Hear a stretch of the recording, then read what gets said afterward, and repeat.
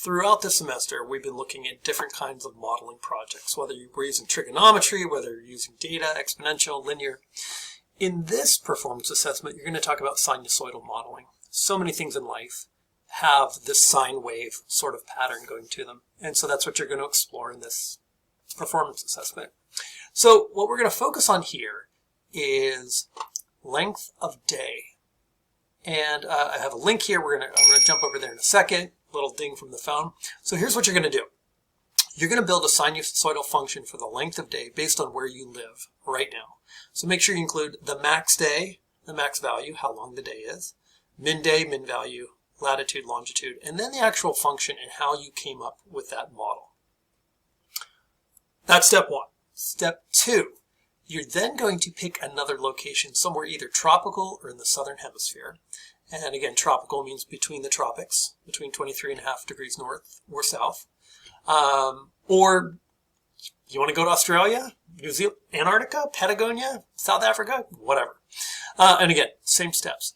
And then the third part of this project is once you've got your data and your models figured out, I need you to predict what the length of the day is on your birthday, the length of the day on my birthday, and then the days of the year when the length of days are the same in both locations. So basically where your graphs meet. Kind of a cool idea. So you might need some software to do that. All right, so let's just jump in to this website. It's called Solar Topo. And there's several tabs here.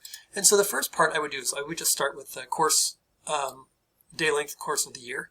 And again, if you live in Alaska, let's just pretend we live over here in Prince of Wales Island. All you have to do is click on it and then calculate the course of the year. Of course, you probably already know this. The longest day in the northern hemisphere occurs on summer solstice. And the shortest day is winter solstice. Now, what's a little bit goofy here, and it's actually really cool, is this program also takes into account the topography. So if you have a mountain range that's blocking some sun exposure, or you're at altitude or whatever, it takes that into consideration. For what we're doing, we're really not going to look at that. But we do know June, well, it's actually interesting here. June 21st should be the longest day of the year. But use the data, actually use the data to figure these values out. Shortest day, and this model does match it nicely, is December, roughly 21st, 22nd.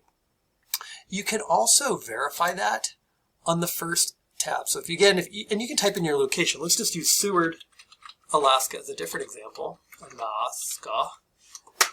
I can hit search. It's like there you are. You still need to click. So you just give it a click. Boom. And it says, hey, this is today's length of day. But up here in the upper left-hand corner, you can actually change it as well. You can go in and say, no, let's do the 21st. No, it does day, month, year. So in outside of America, they typically use that format, day, month, year. So we'll go 6/21. That's roughly summer solstice. And again, boom, length of day, 18 hours, 47 minutes. And that's a good idea just to verify. And these, of course, are the angles where the sun comes up, goes around, and where it sets. Pretty dang cool. Part one, I don't think will give you much trouble. Part two may mess with your head. Of course, when you're working with something in the southern hemisphere, it's going to be flipped. And again, we're not really looking at topography and those kind of things. But if you want a challenge, if you want to do something a little more tropical, for example, here's Ecuador. So let me just drop that there. To calculate the course of the year. You really want to take a look at this because this is currently saying, oh, the length, whoa. The length of the day goes from about 12.5 hours to a little bit more than 12 hours. So it's almost a flat line. It's still sinusoidal, but it's almost a flat line. Okay, so when you compare this graph to the one of you living in Alaska, wherever you're living right now, it's going to be starkly different. And again, this is like where the time of sunrise, a little bit after 6, sunset a little bit, 18 to 6 p.m. Anyway, you kind of get the idea of how these things follow each other. But it gets a little weird as you get closer to the equator because those peak times might not exactly occur on summer or winter solstice. And again, how you can verify that if you're like, well, if I look at my graph, I think I know where it is. You can go specifically to the day length. Again, put in your location. There's Ecuador, length of day. No, I want to look at it. I thought it was like in December, something like that.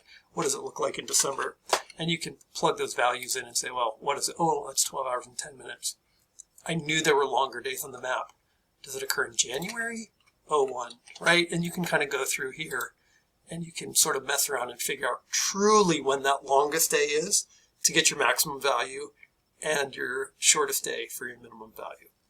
Of course, if you have any questions, post them, email me, meet with me, do whatever you need to do. I hope you have fun, and I hope you find it challenging because it's a great question. And if you want double bonus points, how do you build a model that takes your latitude in account to build that sinusoidal model for length of day? Pretty dang cool. All right, good luck. Hope have fun and keep moving forward.